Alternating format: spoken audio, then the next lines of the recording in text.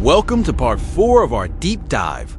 If you thought success would silence the critics, you were wrong. Today, we're dissecting a startling paradox. The more NewJeans succeeds, the more intensely they seem to be hated.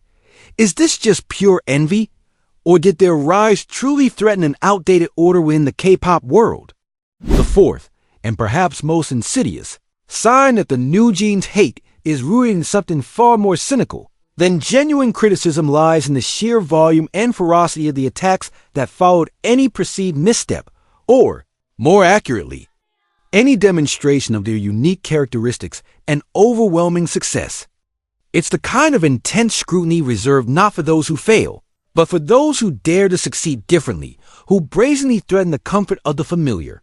This phenomenon suggests a deeper truth.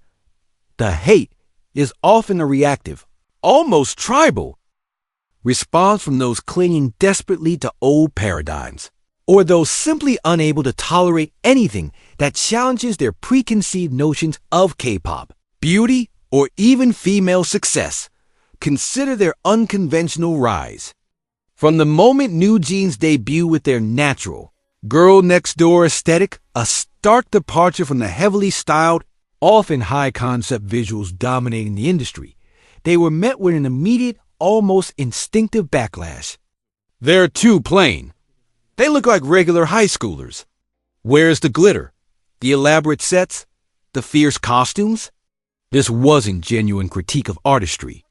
It was a visceral rejection of authenticity, a demand for the fabricated perfection that K-pop had long promised. The hate wasn't about their performance. It was about their very existence, shattering the illusion that idols must be larger than life, untouchable beings. NewJeans offered relatability, and for some, that was an unforgivable sin. Stripping away the fantasy they'd invested so heavily in, this aversion to their unique style also bled into the ridiculous accusations of plagiarism. Suddenly, every long-haired girl, every casual outfit, every retro aesthetic was deemed a ripoff of some obscure group from the past. The fervor was absurd. It completely ignored the cyclical nature of fashion and music, the pervasive influence of trends, and the undeniable fact that Minji herself was a pioneer of many of these aesthetics in K-pop. It wasn't about genuine intellectual property theft. It was a desperate, almost comical, attempt to invalidate NewJeans' originality by claiming they had simply copied someone else. If you can't genuinely criticize their output, discredit their origins. This tactic reveals the true agenda, not to assess quality, but to undermine legitimacy. Furthermore, the hate escalates disproportionately whenever NewJeans achieves a new milestone or breaks another record. A #1 hit? It's all media play. They bought it. A major brand endorsement? They're just trendy. They'll fade. Awards? It's rigged. This isn't critical analysis.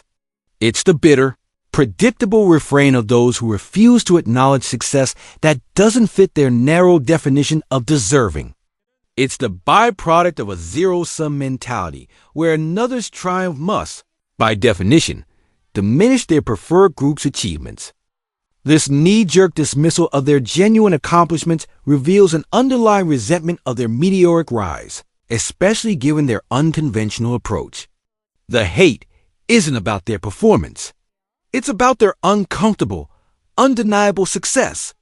It's about the sheer audacity of not following the script, yet still winning the game. When a group dares to break every rule and still reaches the top, it can ignite unimaginable fury.